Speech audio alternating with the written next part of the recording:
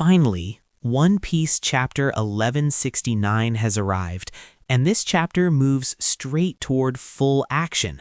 A lot of things get revealed, and honestly, this is a very good and rewarding chapter. So without wasting time, let's start the breakdown. If you haven't subscribed yet, please do it now, and if you already have, arigato gozaimasu. Now, the chapter starts with a flashback, a 14-year flashback, where Shanks and Gaban are together at Gaban's house. This house is located in Elbaf's Sun World. At the very beginning, the editor tells us that this scenario is a fateful massacre scenario, meaning this scene takes place before King Harald's death. Here, Gaban finally tells Shanks that Roger had a son, and that he found out about him after meeting Garp on the way. Garp himself told him everything there.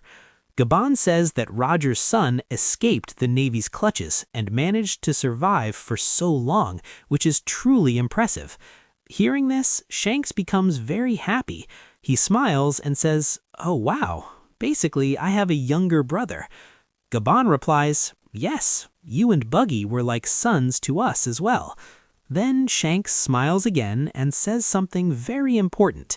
He says that being a father does not automatically mean the son will become great too. If that happens, people place too many expectations on the child, and that puts huge pressure on them. Children who face such pressure at an early stage rarely make it to the very top. After saying this, Shanks shares his thoughts about the situation. Gaban responds that this way, the scenario becomes even more interesting. After all this conversation, the scene cuts away. Now we move to Elbaf's royal castle. Here we see that King Harald has already killed an ancient giant. All the guards are completely shocked. They say, "King Harald, what have you done? You ordered us to bind him with chains, and instead you killed a soldier." King Harald steps aside and begins thinking to himself, "Why did I do this? Why did I kill a guard? It feels like my body is moving on its own. Is this happening because of the order given to me?" He thinks about the order given to the Great One, an order that cannot be canceled. He wonders, is everything happening to me because my body is being controlled? Will this continue forever? Then King Harald realizes something terrifying. He says, "If this continues and my body keeps killing people like a walking dead, then Elbaf will not survive." He says that he must be killed to stop this. Hearing this, all the guards are shocked. They say, "What are you saying?" But King Harald gives everyone an order, and at that moment we see all the chains move together toward King Harald. King Harald is standing there, and suddenly his body starts acting on its own. He grabs his sword, but the entire time he is trying to resist.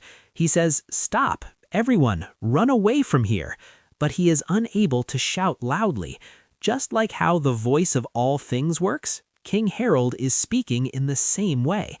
Unfortunately, unlike Roger and Garp, no one here can hear that voice. He keeps telling everyone to run, but no one hears him. Then Harald's body moves on its own, and being controlled by Emu, he unleashes a single massive slash, attacking all the surrounding giants at once. While attacking, Harald is screaming internally, "How should I die? Please, someone help me. Help me kill myself." When you see this scene, Loki becomes completely shocked. Loki starts screaming in horror, and at that moment, the scene cuts off briefly. According to the transition, we move back to Gaban's house. Here, Shanks explains everything very carefully to Gaban. Shanks tells Gaban that both he and King Harald were given the same rank. They were given the same contract, the Celestial Contract. In the Holy Land, there exists an individual known as the Great One, and both of them were serving him. Shanks explains that if Harald receives the God Knight rank, then Harald would be extremely happy. With that status, Elbaf would gain great status, so he believes that Harald would most likely accept the offer. However, then Shanks tells Gabon that if Harald agrees to this, he would have to enter a deeper contract. Hearing this, Gabon asks, is there something wrong with this contract? Shanks explains that deeper means the next level contract, where a person becomes a complete God Knight. Once someone becomes a complete God Knight, they gain inhuman power and terrifying strength. Along with that, they also receive an immortal body. Not only that, they gain the ability to open an abyss pentagram anywhere in the world. But in exchange for all this, the voice of the Great One from the Holy Land, Emu, reaches everywhere. After becoming a God Knight, no matter where that person is in the world, Emu's voice will reach them, and whatever Emu commands, that person must obey. Shanks makes it very clear. It is impossible to disobey Emu's orders.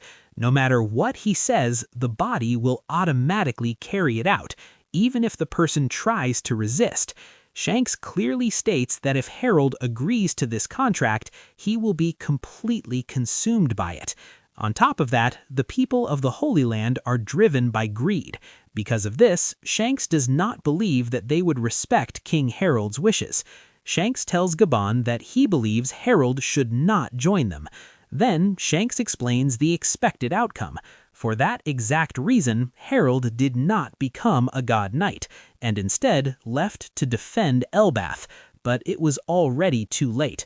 As soon as this line ends, we see both Shanks and Gabon feel a terrifying presence coming from the forest castle.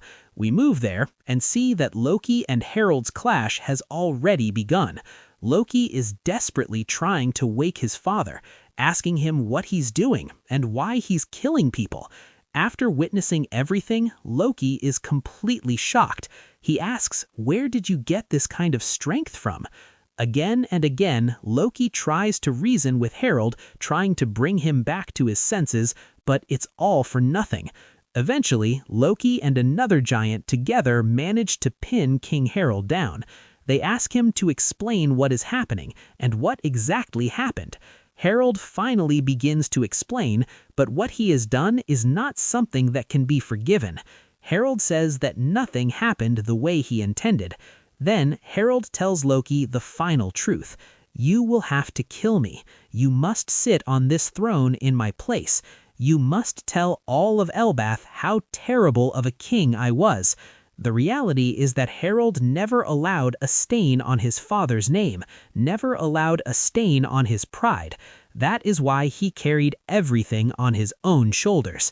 Harald tells Loki, you can do all of this. You can go very far.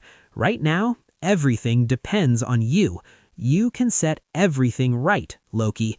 As we see all this, Harald finally loses his senses. At that moment, Emu fully takes over Harald. There is no form change. Emu is simply controlling the body directly. Then Harald speaks again and says, you were right. I am no longer your King Harald. I have become a vessel of the Great One, Emu. After that, he begins attacking everyone, saying, none of you will leave this place alive. With a single swing of his sword, the castle is filled with destruction. Meanwhile, Loki is thinking to himself, why do I have to eat a devil fruit? Eating a devil fruit means I will lose my ability to swim. And why is my father acting like his personality has completely changed? Loki understands nothing at this point. He suddenly arrived here, saw everything with his own eyes, and is completely shocked. Then Loki starts heading towards the treasure room. At that moment, Harald says, you are not eating this devil fruit. I am the one who will eat it. Loki responds in confusion, but just a moment ago, you said I was supposed to eat it. What Loki doesn't know is that Emu is controlling him. Emu is the one speaking through Harald. Emu is the one who wants to consume the devil fruit, and he wants to do it using King Harald's body. Hearing this, Jerul shouts, Harald, you cannot eat this. If you eat that, the entire world will end right here. Jerul clearly states that no matter what happens, Harald must not even touch this devil fruit.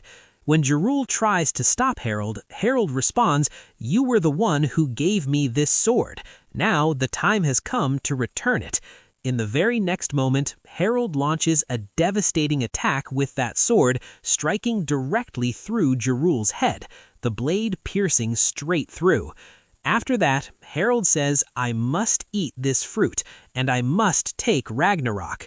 Meanwhile, Loki starts running towards the fruit, but before he can reach it, Harald begins killing people. Before Harald can continue, Gaban and Shanks attack together from behind, launching a combined attack on Harald. But immediately after taking the hit, Harald regenerates, as if the attack had no effect. Gaban and Shanks desperately try to wake him up, to bring him back to his senses, but they are completely useless. They are unable to do anything. On the other hand, we finally see Loki. Then Harald turns to Shanks and says, "Shanks, what do you think of my mortal body? It's not that bad, right? I feel superior now." Shanks falls into deep thought. He wonders if there is any way at all to save Harald, to free him from this curse, but he finds no solution. On the other side, we finally see Loki enter the treasure room. At last, he stands before Elbaf's forbidden devil fruit. Just as he is about to eat it, we see Ragnarok begin to move on its own behind him. Loki is shocked. Then Ragnarok moves by itself and attacks Loki. Loki barely manages to dodge the strike, and even that is not clean. Loki is in complete shock. He has no idea what is happening or who attacked him. Then Loki hears someone laughing. He calls out, "Who's there?" And with that, the chapter ends. My brother, the next video will not be delayed because of us. There is a magazine break, not an author break. There is a chance we may get spoilers for the next chapter very soon.